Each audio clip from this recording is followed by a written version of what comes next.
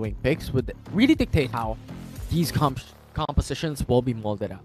Because BRU at the moment has Gwen, has Gragas, has the Zeri, and thus far, they really need someone to also facilitate the early game and also have another damage champion. And I believe with them banning away the Vladimir and also having the Vi removed, they could look into perspective of picking up the Yasuo once more. Yeah, both of these teams. Ooh, don't like the Vladimir to get picked. Most likely Luna is the one who's gonna use the ADC. Most likely he's gonna be the one using the Ezreal here on their side. They banned the Jace against Valdez, so they don't have a lot of choices anymore. Lee Sin is open. Lee Sin is open for them to pick up. We already mentioned that they need to have a champion that can facilitate the early game. That is Jace just a while back, but it was removed, so Lee Sin can be picked up. This is what BRU needs, and that also leaves a mystery for their mid laner as of yet. If they really want to go for Yasuo, that could be baited out by KT.RY into picking something that could dissolve the specific champion. Ooh. And could really just do a double bluff here. But KT.RY hovering onto Zoe. This is... Oh, wait, what? Ooh. Not the Zoe. They're going for the Yone. Is this Daw picking the Yone up? Or... is this going to be one in the mid lane and Acrobat is going to... Okay, it's going to be jungle. That is going to be Daw using the Yone on their side. We haven't seen a Yone for so long, but they still are going to double down on that Yasuo pick. Yeah, it's a little bit of an expectation just because of their Vladimir bans and just because of how these bans have been being molded out throughout this game number 2. But I'm really liking what I'm seeing so far because the Sleepy Trouble Bubble could really change the whole tide of this game number 2 in favor for KT.RY, especially if it connects to the likes of the Yasuo, to the likes of the Zeri, and even the Lee Sin as well, to deny the possible counter for the Call of the Fourth God. Yeah, they can use the Ezreal, they can use the Zoe to force the Windwall, because that's a lot of poke champions that they have in the team there. That's why this is going to be hard now. Even with the Yasuo pick, Golden Feet wasn't able to do much damage. When Autolus and I casted too, when Golden Feet picked up the Yasuo, I called him a Windwall bot because he didn't do much. He just used Windwall the whole game. That's really unfortunate because, well, to be fair, that's what happened in game number 1 in this series so far. It was just like a wind wall, always canceling the Call of the Forge God, but not as much damage as we can recall. 6k damage across the board for a Yasuo is something of an unexpectation for the champion. What the just dealt more damage than right? Golden Feet last game. So I don't know. I can see why Roaster White didn't ban the Yasuo. Yeah, pick up the Yasuo. It's okay. We can deal with that wind ball a lot easier. Yeah, and definitely more right now with a lot more pokes and with a lot more capability into looking into a lot of these different aspects and providing damage onto the mid laner of BRU just like that. Oh, that's why it was not scary for Luna. Luna. Still there. Luna's the one using this. That is gonna be a fast recall for Golden Feet. Oh my word, that's just outright unfortunate. He's letting the wave crash. That is smart. That is so smart. What Luna is doing there is letting the wave crash just so he can deny a lot more XP on Golden Feet. But now this coming game, I love the difference maker here in this game, right? Because Ezreal is gonna be used now by Acrobat. They change shards. This is what's great about Roaster.Y's composition as a team now, because they could switch from AP to ADC on Luna and even on Acrobat. Yeah, 100%. In addition to that as well, always remember that we have like a long range versus melee range matchup into the mid lane. So when you mentioned about crashing the wave as well, that gives so much more capabilities for Luna to have the better edge up against Golden Feet. Ooh, a bit too fast there. For now, the early game is going to be handled by Valdez. The way Valdez plays this would change things. Zero was able to steal it. Oh my! I thought it was BRU was able to take that down with a smite, but Zero! I saw it go to 16 HP. Oh man. Oh my gosh. This is just the beginning of the game, man. Yeah, it's just Bo3. Also, we talked about how the Baron lane matchup would determine who's going to be winning the game. Rattel won the Baron lane matchup a while ago. So that is still through, and it still holds through this coming game. Yeah, and I think it holds down into a level 5 wherein Camille could actually just double down into it with an exit ultimatum. The Burr is going to lose in a 1v1 against a Camille? That's first blood for Bo3. Yeah, I was expecting level 5 before they go for the engage, but not this fast, not this quickly. Where in level 4, Rattel just went in for the full-on engage. Yeah, and you don't expect a Camille to win a 1v1 most of the time. You expect a Camille to be just staying right here, but let's take a look at the replay. It's the passive that bought a lot of sustainability for Rattel. Man. The adaptive defenses is just so good at this types of 1v1s, but not at killing, but at defending. Ooh, that's really good coming for Luna. Early on and having so much full damage onto Cold and Feet. Yes, you have a little bit more sustainability with 100 feet and also the passive of Yasuo. But later on, when Zoe is able to get the first item, possible crown or possible loot and circle, those HP bars is going to be melted for sure. Rattel is such a beast. This guy, ever since season 1, has always been the reason. At least he's the one who keeps everybody afloat when everything is sinking. Oh, what the Jess goes in. What a great arcane shift. Perfectly timed to not get pushed back. Yeah, that's really, really good. And it's actually a really good thing coming in from Ezreal. And I think that is one of the reasons why Sir is able to rotate somewhere else, because of the mobility innately coming in from the Ezreal. It's a very safe pick. Ezreal is not going to be killed by anybody at this point, unless Baldus goes in for the Dragon's Rage combo. So for now, we are seeing mid lane being taken over there. They're chasing down with what they're just not there. They're chasing down Zero, but no kills just yet. And now we have the shifting his rotations into the bot side of the map and holding feet.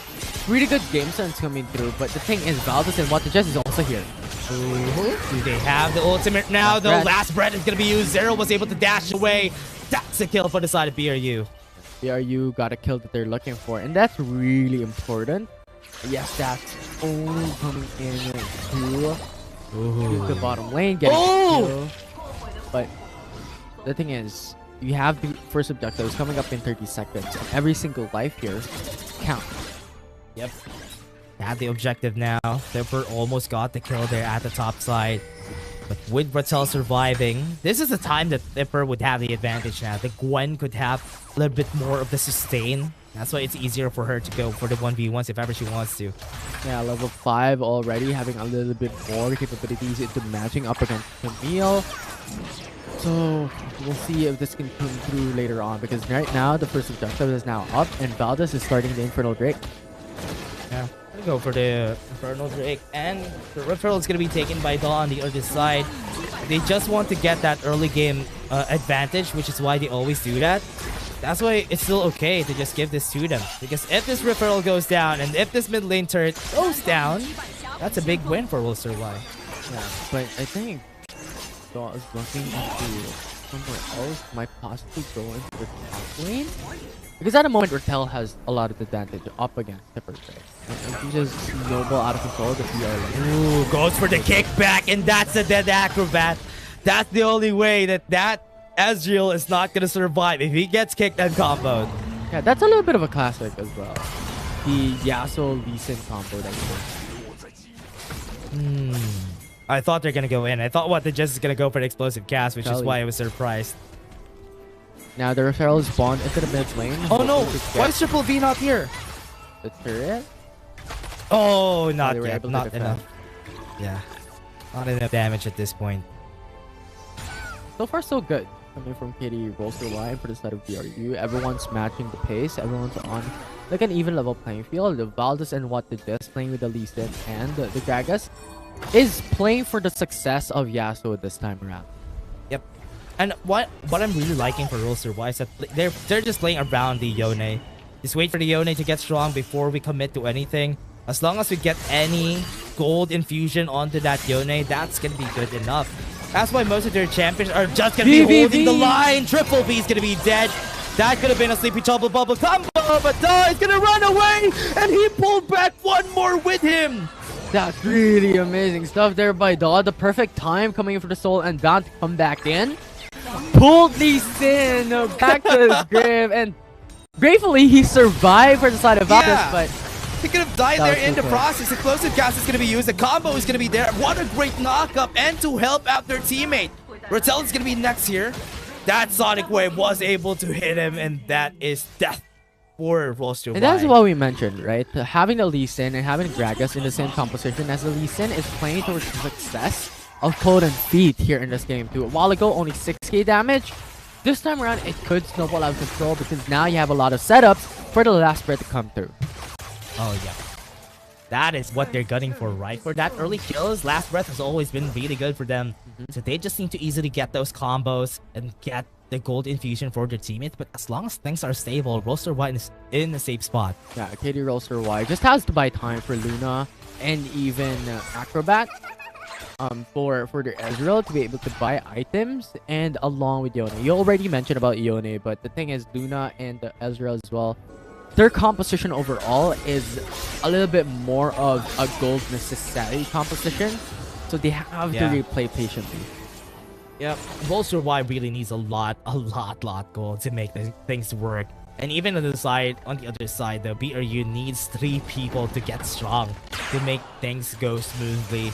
So they're just gonna be chilling out, but BRU has a lot more chances to go for aggression, just because look at that. Look at what Valdez has, a 4-0 on this guy. Yeah, it's crazy. An expectation of their early game advantage, but not this much. Luna! Okay, Sleepy Trouble Bubble was able to hit. That's what the Jess, you don't want to kill him. And now for BRU, they are just needing to back away. Look at how they defend their mid lane turret. Yeah, it's just Luna coming back and forth, going into the pokes as well. And this is just the strong suit of having a double poke composition, of having an Ezreal and a Zoe into your side. You just have a lot of distance from the potential engages with pretty much a 4-people melee composition for BRU. Yeah. Valdez gonna go to the top lane. That is Valdez gonna go in. Dragon straight onto the man. Still have a lot of damage. He thought he could kill Valdez, but a bit too close. Got another kill on demand. Conan Feet is going to be chased down, but what the Jess is at the ready on that fight. Triple B is here to help him out, but BRU is going to be successful in taking this fight. Acrobat is going to be running. He doesn't have any more mana with the last breath. Zero is going to be pushed back in the air, and BRU successful in winning the fight. Yeah, it's a little bit of an overextension coming from KT Roster Y, and yes, they saw 2 members coming from BRU on the outside, trying to get the kill on one of their members, but they still do not have any vision on BRU's jungle. And after that, it was just disaster from there on out. And BRU just got the opportunity to take their second dragon in this game. Yep. We great advantage for BRU, giving all the kills onto Valdez, just for them to win a lot more later on. Now, take a look at this replay. Yeah, just look at the rotations coming in from Gragas already. Before Daw went in for the Soul Unbound, you already saw what they just coming through. So it was really unfortunate for him to really just commit under the turret as well, and having that overextension. And for now, we still don't have any damage on that ADC. Acrobat still needs to get a lot more items. Most of the time, what you need for an Ezreal is for him to get like 3 items first. And once he gets to the 3rd item mark, that is when the burst is going to be capable for Acrobat. But you don't really expect a lot of damage from an Ezreal per se. Yeah, especially towards the early game. If you buy the Muramana first or Mana Mune as the first item, you definitely can't expect the damage to really just upscale immediately. You still have to go through, the Triforce possibility, Iceborne Gauntlet possibility for the Ezreal to be able to scale much more further and building up onto the items, as you mentioned, 3 item power spike for the likes of Ezreal. And Luna and Yone just has to stay still and just has once again to play patiently in this game. Yeah. Before, I mean, it's still very, very close for BRU. They could still just easily win this game just because of their 2 objective takedowns already. They have 2 dragons. 1 more and a soul is a possibility. They're just waiting for that next ocean break. And Roster Y needs to be careful in the next 5 minutes because one wrong mistake could give them the soul. Yeah, and definitely would be dangerous as well, considering how Valdez has been stacking kills after kills after kills for the side of BRU. And BRU's jungler is super stacked at the moment. Ratel. Oh, great hit. Valdez is going to be chasing down on the...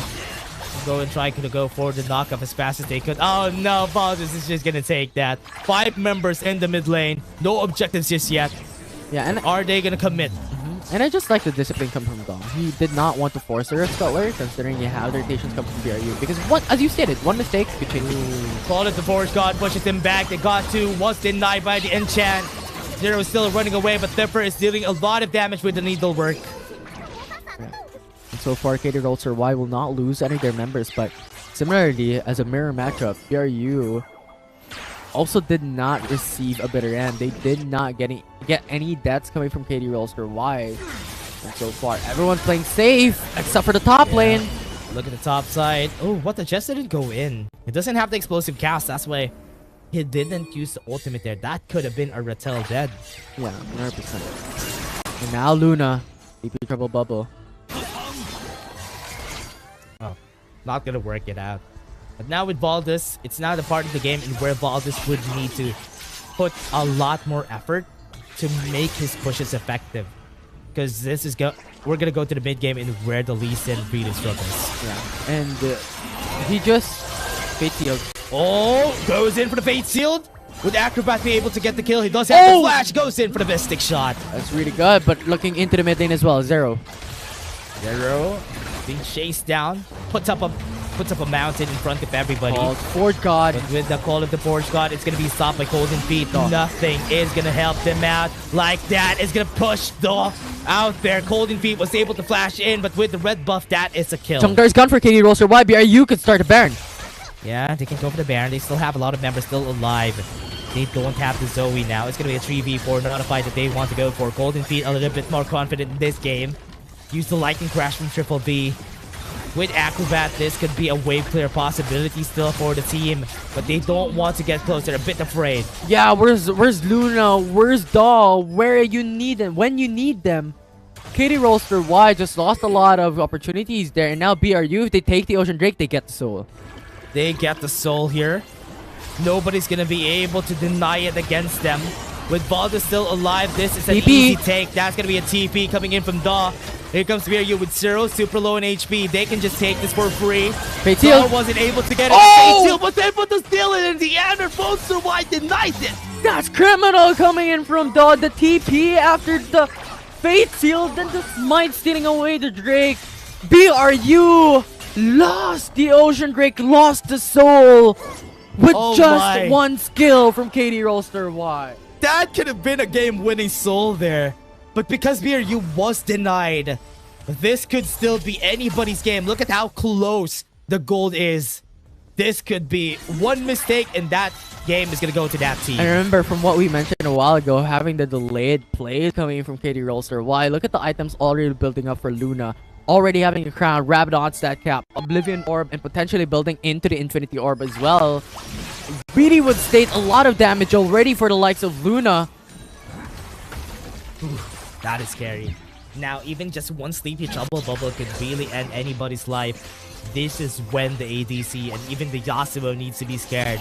They need to be wary now of what Luna can do. Because if not, they could get erased from the map. 100% right. And Daw and Acrobat expect to be already was able to stack items as well.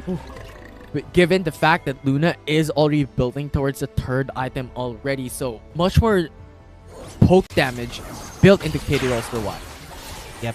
For now, Zero is just tanking up a lot of damage. They're just waiting for the wind wall to be thrown here. Luna needs to step up. Luna needs to start the fight because Golden Feet needs to be careful of Luna. And once the Sleeper Turbo Bubble hits, he needs to pop the wind wall, and that is when Zero can shine. Yeah, that's the important thing. That is what we've mentioned a while ago in the draft to be really important here to bait out the wind wall because honestly, the bot lane. Look at that knockup. The ignite on the head of Dawn was able to flash in for the honey fruit. Zipper.